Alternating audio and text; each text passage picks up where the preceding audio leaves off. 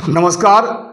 Hindi educational channel में मैं आपका स्वागत करता हूं। आज मैं आपके समक्ष आधुनिक हिंदी साहित्य के महान कथाकार तथा नाटककार जयशंकर प्रसाद द्वारा रचित दासी कहानी को लेकर उपस्थित हुआ हूं।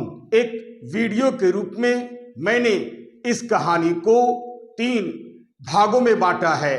पार्ट 1 वीडियो में मैं दासी कहानी का सार या सारांश या कथानक, पार्ट 2 वीडियो में मैं इस कहानी का उद्देश्य या संदेश तथा पार्ट 3 वीडियो में मैं इस कहानी का शीर्षक या नामकरण की सार्थकता को आपके समक्ष प्रस्तुत करना चाहता हूं। तो आइए अब मैं समय न लेते हुए आपके समक्ष आधुनिक काल के महान कथाकार जयशंकर प्रसाद द्वारा रचित दासी कहानी का सार या सारांश या कथानक या कथा वस्तु को अत्यंत ही सरल भाषा में आपके समक्ष प्रस्तुत करने की कोशिश करता हूं।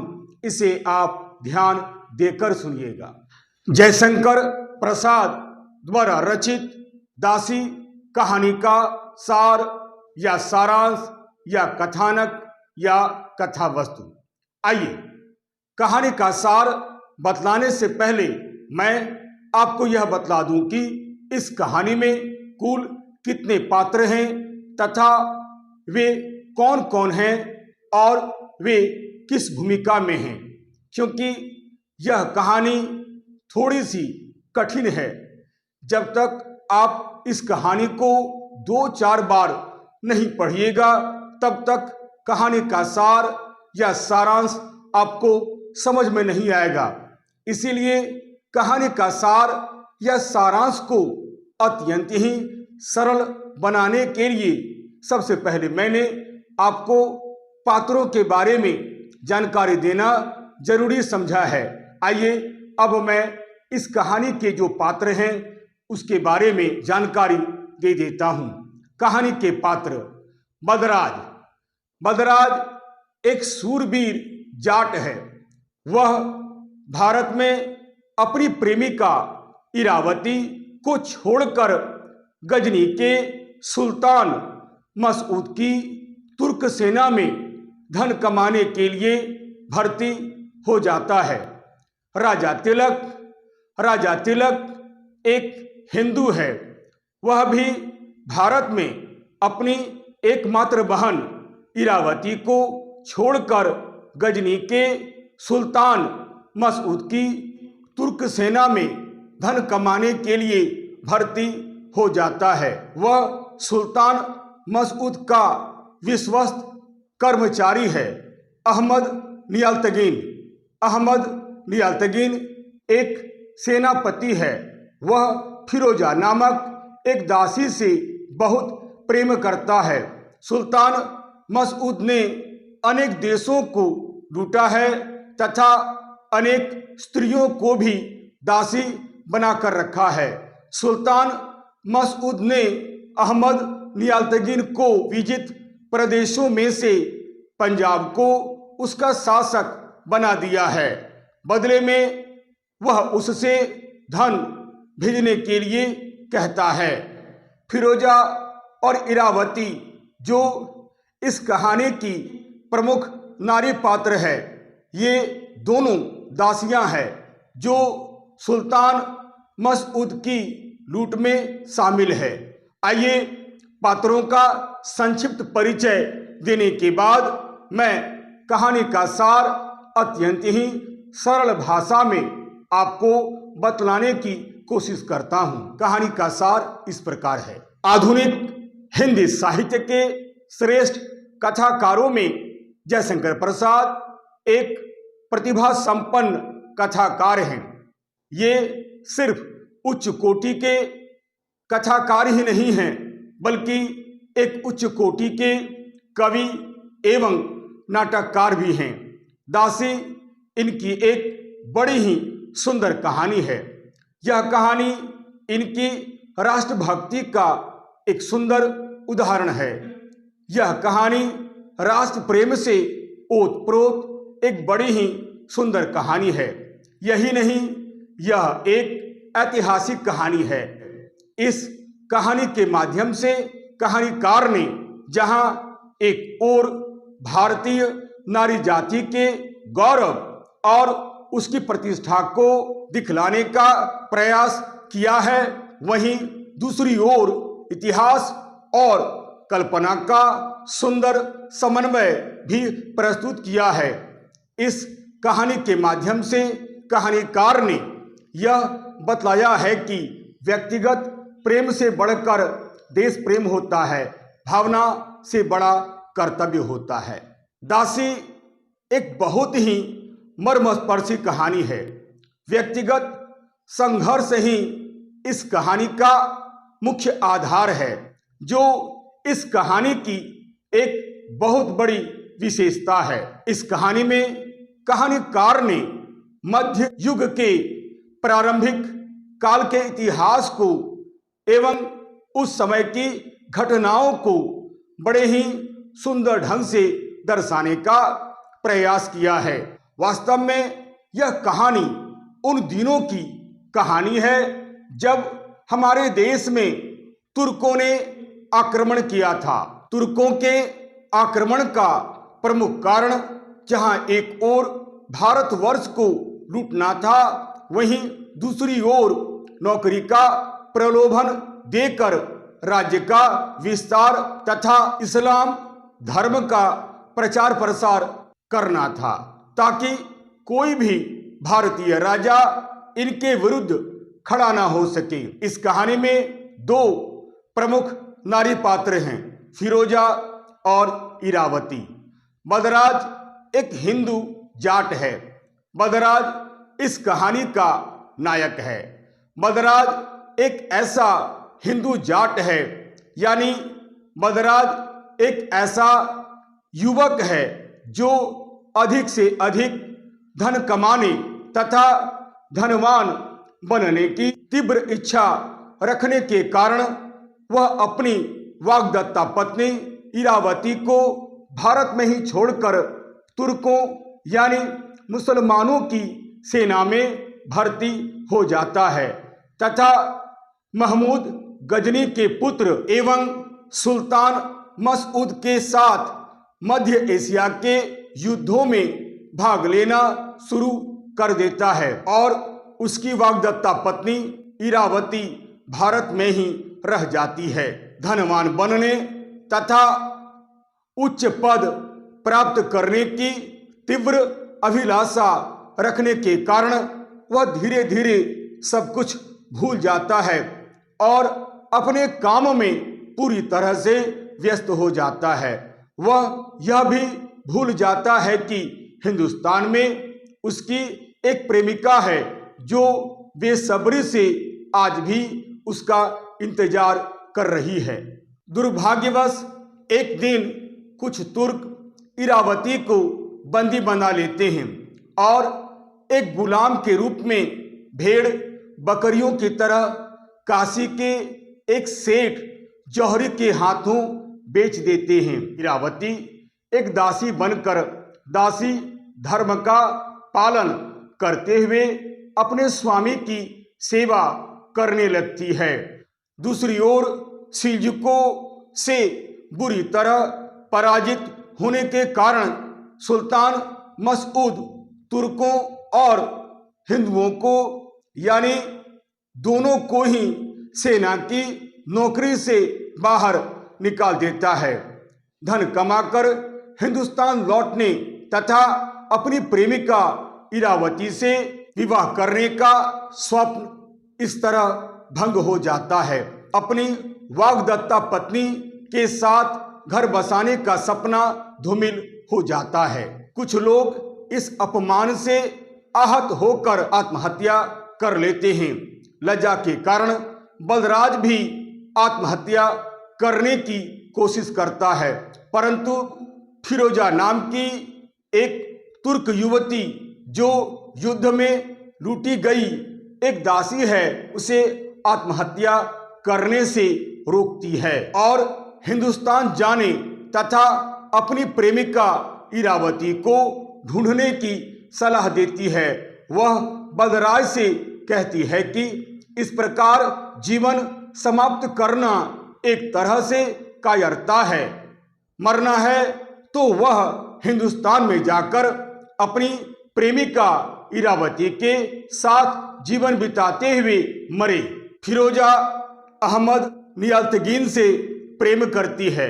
वह नहीं चाहती है कि हिंदू जाट और मुसलमान के बीच युद्ध हो। फिरोजा और राजा तिलक के समझाने के बाद बलराज हिंदुस्तान चला जाता है और अपनी प्रेमिका की खोज करने लगता है। इरावती के दर्शन हो जाने के बाद बलराज अपनी वाग्दत्ता पत्नी से प्रणय निवेदन करता है, परंतु इरावती उसके प्रणय निवेदन को अस्वीकार कर देती है, क्योंकि अब वह दासी बन चुकी थी। वह बलराज से कहती है कि अब वह उसकी पत्नी नहीं बन सकती है, अब वह एक कृत दासी है और दासी धर्म का पालन करना उसका कर्तव्य है। राजा तिलक के कहने पर फिरोजा भी अपने प्रेमी अहमद नियाल्तगीन से मिलने के लिए हिंदुस्तान चली आती है और राजा तिलक की ओर से यह भी संदेश लाती है कि वह यानी अहमद नियाल्तगीन हिंदुस्तान में लूटमार मचाना बंद कर दे। राजा तिलक एक आदर्श हिंदू युवक है। वह भी बलराज की तरह तुर्की सेना में धन कमाने के लिए भर्ती हो गया था। उसका भी एक उद्देश्य था, तुर्की सेना में भाग लेकर तुर्कों द्वारा लूटमार में हिस्सा बटाना और धनवान बनना। ऐसा ही होता है। राजा तिलक तुर्कों की सेना में भर्ती होकर वह उनका साथ देता है और वह भी धीरे धीरे गजनी की सुल्तान का सलाहकार तथा एक विश्वास पात्र बन जाता है। वह सुल्तान को लूट मार के नए नए ढंग बतलाकर राज्य का सम्मान प्राप्त करता है। इस प्रकार गजनी के शासन में उसका अपना एक बहुत ही महत्वपूर्ण स्थान हो जाता है। हिंदुस्तान में उसकी एक बहन रहती थी जिसका नाम इरावती था, जिसका उसे अब तक कोई पता नहीं था वह जिंदा है या मर गई है। राजा तिलक को इसकी कोई जानकारी नहीं थी। धनवान बनने की तथा उच्च पद प्राप्त करने की तीव्र अभिलाषा रखने के कारण वह धीरे धीरे अपनी एकमात्र बहन इरावती को भूल जाता है। परंतु जब भी वह तुर्कों द्वारा हिंदुओं पर हो रहे अत्याचार की सूचना प्राप्त करता है, उसका खून खौल उठता है। तुर्कों द्वारा हिंदुस्तान पर हो रहे अत्याचार की सूचना पाकर उसे बड़ी पीड़ा होती है।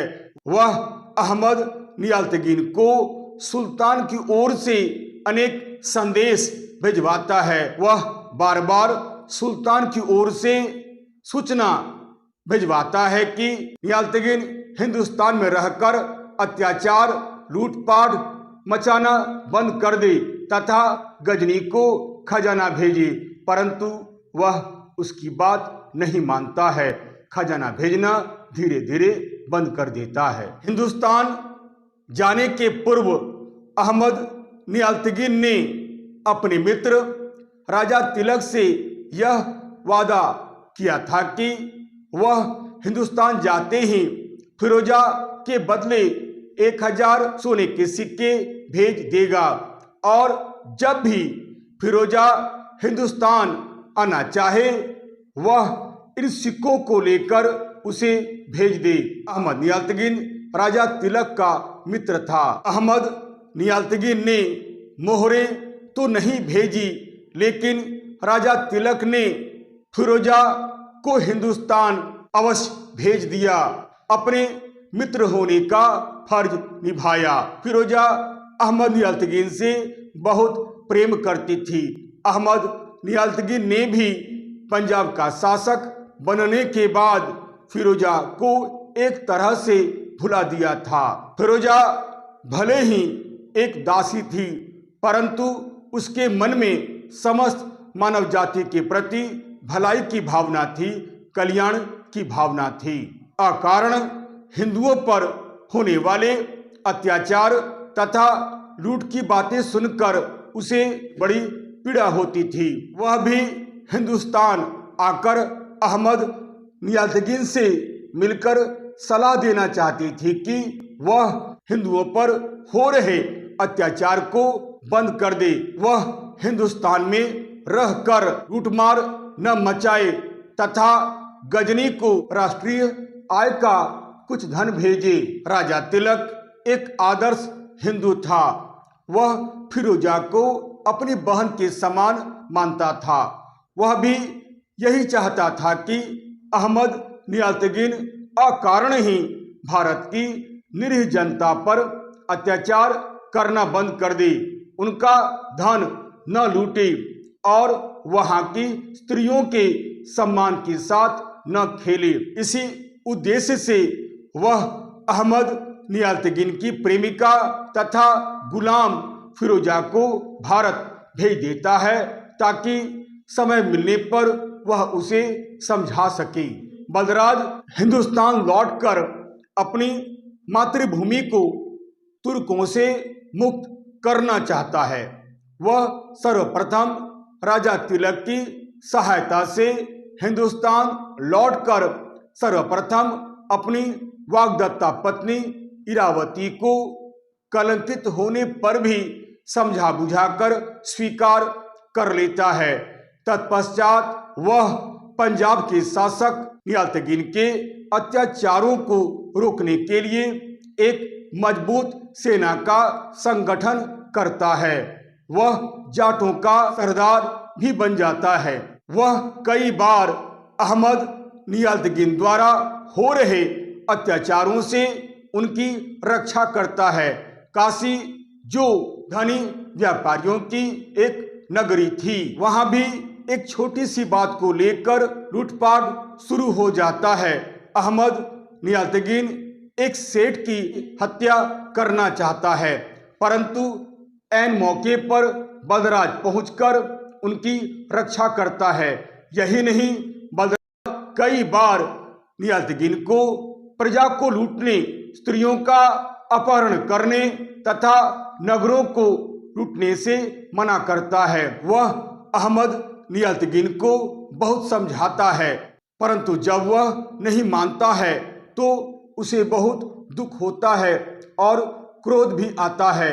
दरअसल अहमद नियाज़ुद्दीन पंजाब का एक स्वतंत्र शासक बनना चाहता था। एक बार इरावती को अकेला पाकर उसके साथ दुर्व्यवहार भी करना चाहता है। बलराज तथा फिरोजा के बार बार समझाने पर भी जब अहमद नियाज़ुद्दीन नहीं मानता है तो वह जाटों सहित उससे युद्ध करता है। जाटों के इस युद्ध में अहमद नियाज़ुद्दीन बुरी तरह पराजित हो जाता है तथा वहीं उसकी मृत्यु हो जाती है। तभी राजा तिलक भी अपनी सेना लेकर वहां पहुंच जाता है, परंतु तब तक युद्ध समाप्त हो चुका होता है। सर्वत्र शांति स्थापित हो जाती है। राजा तिलक वहीं अपनी बहन इरावती को देखकर उससे माफी मांगने लगता है। फिरोजा अहमद नियाज़ुद्दीन की कब्र की सदा के लिए दासी बन जाती है। बलराज जाटों का सरदार बनकर चुनाव प्रांत पंजाब का शासक बन जाता है और इरावती उसकी रानी बन जाती है। यह कहानी यहीं समाप्त हो जाती है। इस तरह हम देखते हैं कि दासी जयशंकर प्रसाद की एक बड़ी ही सुंदर कहानी है। यह कहानी राष्ट्र प्रेम से ओतप्रोत एक बड़ी ही सुंदर कहानी है। यही नहीं, यह एक चरित्र प्रधान कहानी भी है। यह एक ऐतिहासिक कहानी है। इस कहानी के माध्यम से कहानीकार ने जहां एक ओर भारतीय नारी जाति के गौरव और प्रतिष्ठा को दिखलाने का प्रयास किया है, वहीं दूसरी ओर इतिहास और कल्पना का भी सुंदर समन्वय प्रस्तुत किया है। इस कहानी के माध्यम से कहानीकार ने यह बतलाया है कि व्यक्तिगत प्रेम से बढ़कर राष्ट्र प्रेम होता है, भावना से बड़ा कर्तव्य होता है। आशा करता हूं इस कहानी को आप अच्छी तरह समझ गए होंगे। यदि आपको यह वीडियो अच्छा लगता है तो आप इसे लाइक करें, शेयर करें और तो और सब्सक्राइब करना आप बिल्कुल नहीं भूलें। और हाँ, यदि मेरे वीडियो में अगर आपको कहीं भी किसी प्रकार की कोई त्रुटि या कोई कमी नजर आती है तो आप सप्रमाण कमेंट्स करें ताकि मैं उन गलतियों पर ध्यान दे सकूं और आपके लिए एक बहुत ही सुंदर छात्रोपयोगी वीडियो बनाकर प्रस्तुत कर सकूं। याद रखिएगा, मेरा यह चैनल एक एजुकेशनल चैनल है, यह एक एजुकेशनल वीडियो है। अतएव लाइक, शेयर और सब्सक्राइब करना आप बिल्कुल नहीं भूलें। तब तक के लिए नमस्कार, धन्यवाद।